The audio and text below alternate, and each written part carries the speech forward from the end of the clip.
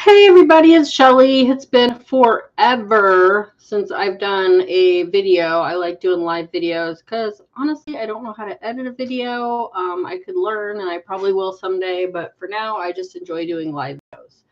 So because I didn't advertise this video or anything, I don't really expect too many people to show up for it. But I just wanted to talk about something that I have started doing and I have found very little information about.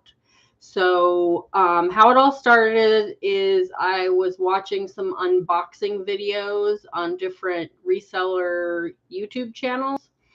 And one of the people that I follow was she was unboxing a wholesale lot that she bought from another clothing reseller. And come to find out that clothing reseller is doing that as their business model. They are going to the bins, I assume that's what I've been doing, going to it's called the Goodwill outlet. They sell by the pound. My average cost per item is about $1.10 to like maybe $1.50. So, anyways, I was watching her unbox some items that she had picked from this other wholesale person, and then she was going to sell on eBay, Poshmark, Mercari, wherever she sells. So I was like, that sounds like an amazing idea. And I actually commented on that video and said, hey, this sounds amazing. I think that I would like to do this because my favorite part of reselling clothes online is the sourcing, is going to the thrift stores and finding the things. And I love going to the bins because you find just some amazing stuff for such a good price. But you have to dig. Like I went today and I was there for probably a little over 2 hours, which is actually a short trip. There's times when I'm there for like 4 hours and I could still go and pay. Um, my whole screen just flashed. Anyways, I've been doing that like 3 to 4 days a week, where before when I was just selling my own stuff on eBay, Poshmark, and Mercari, I was going like once every week or two. And so this has really bumped up my sourcing, which I enjoy. Anyways, on that um, video, I posted and said, hey, this sounds like a really fun idea. I would love to do that. And then another person that was following her and watching said, hey, I would be really interested in you sourcing for me. So I was like, okay. And so we got in touch with each other. We had a phone call and she told me what she was looking for. And I started sending her things and she's been happy. I've sent her 4 lots so far. So a lot is anywhere from like 25 to like 50 items. I'll discuss how I pack them up and how I choose them and all that.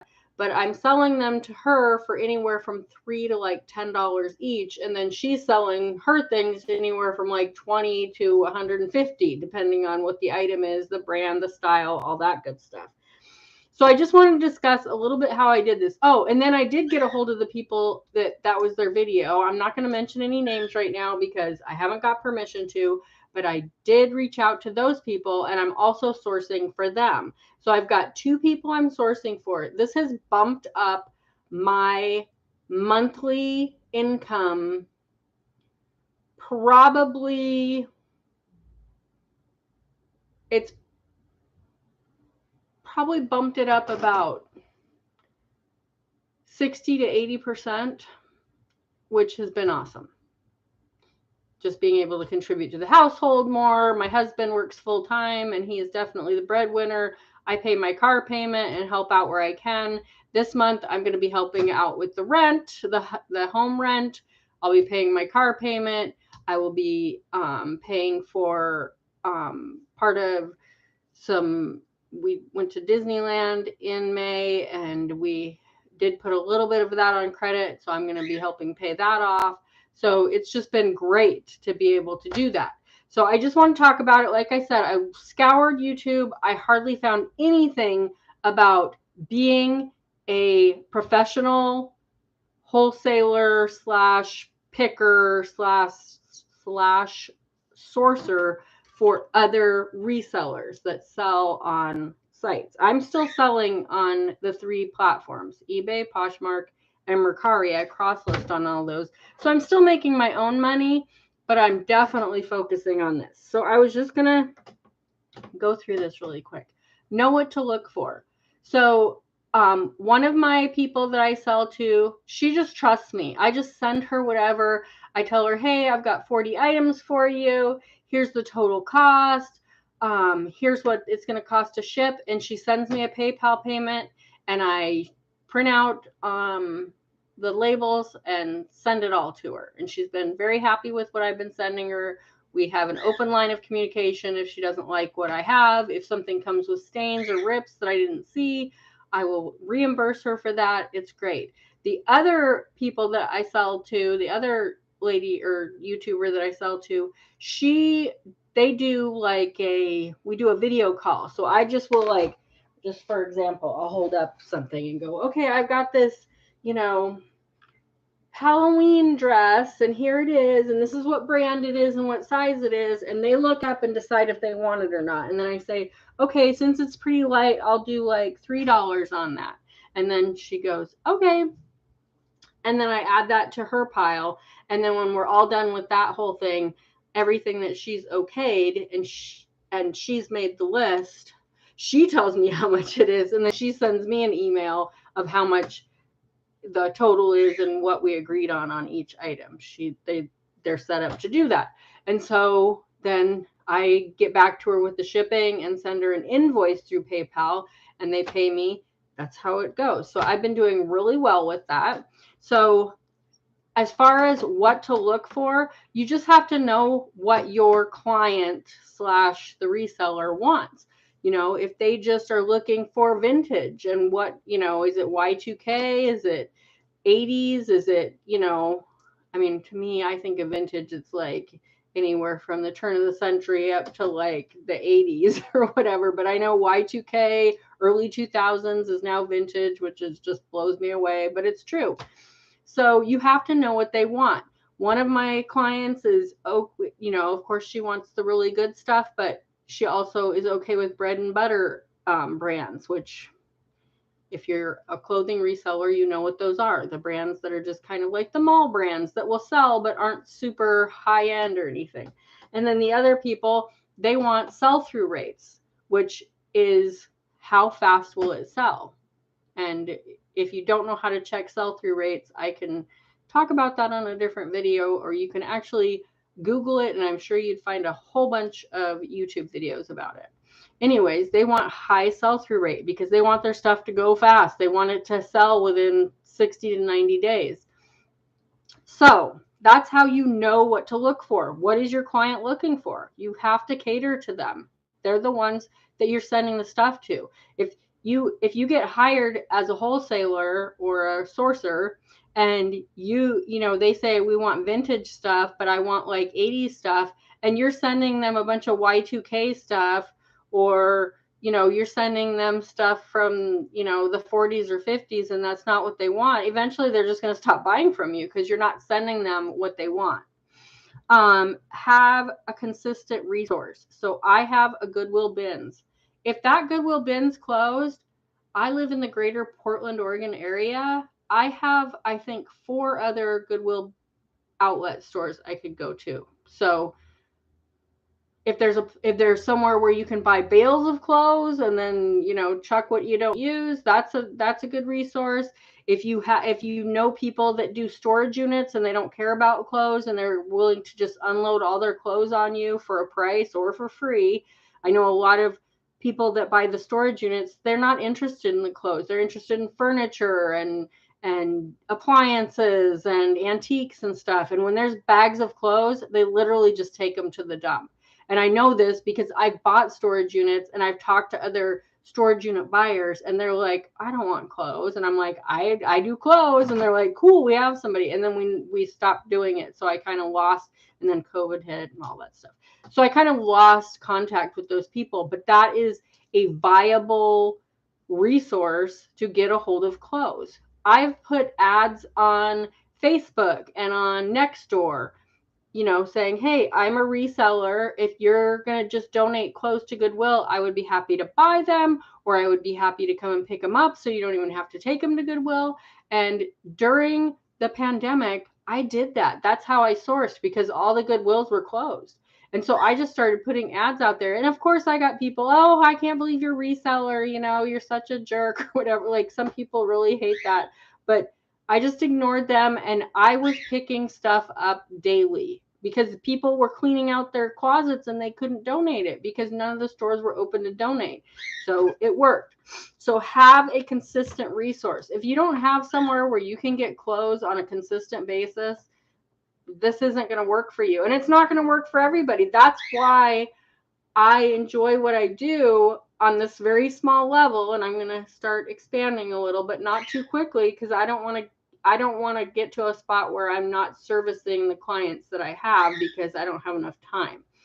I could probably do maybe 2 or 3 more people, and then I'd probably have to hire someone myself to help me source because I just don't have enough time in the day.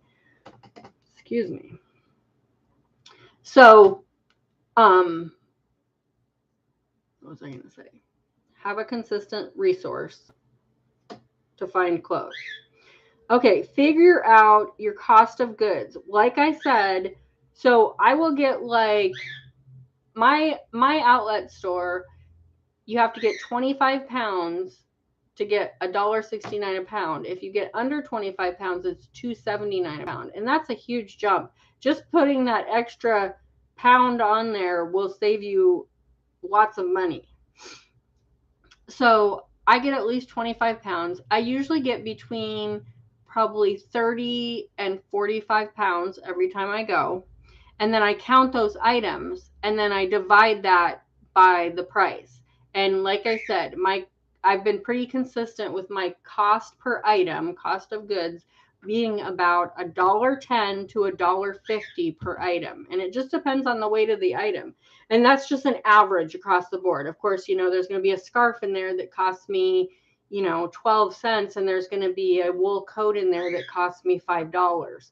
But across the board, my average cost of goods per item is in that range. So I can sell something for $3 and I'm still making a profit because my clients pay for shipping. So I don't have to pay for that weight again. And then you can decide on what your profit margin is.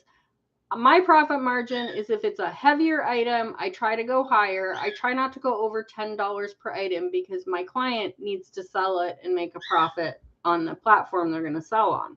But like I just sold a new Pendleton pea coat that was wool blend. It wasn't even all wool, but it was new without tags. It still had the little tag thing on the neck tag, and it still had the buttons on the inside side tag. So I knew it, and it was just in beautiful new condition. I sold that to my client for $10.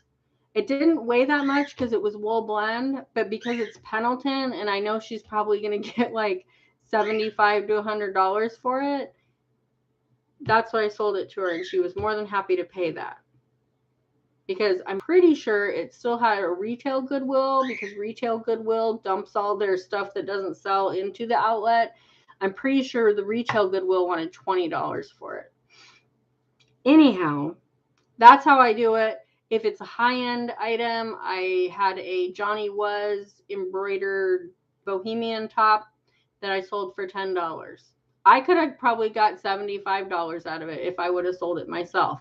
But that's what I'm doing, is I'm resourcing. Sometimes I keep stuff for myself to sell, and sometimes I give it to my clients. It just depends on where I'm at and where I'm at with their lot that I'm trying to put together. So that's how I do it. And then sometimes I just throw in some freebies, like this last one, I threw in a pair, it was like a bikini bottom, but it was Lululemon, and it was just all by itself, which was kind of weird. And I'd never seen a bikini bottom. So, oh, my son wants to be picked up, so I'll wrap this up. So getting clients is just like putting the word out, like getting on reselling groups on Facebook and just you know, as long as it's okay with the admins on there saying, hey, I am currently, you know, picking for other resellers. If you don't have good, you know, thrifting in your area, I can definitely go get stuff for you. If you're interested, let me know. Like I said, I commented on a video and ended up with 2 clients from it. So it's just like putting the word out, getting out there. It's kind of marketing yourself a little bit. This, to me, this seems like a new thing. So it's kind of wide open for people that, you know, both of the people that I'm sourcing for have to go an hour to get to the thrift stores they want to get to source themselves.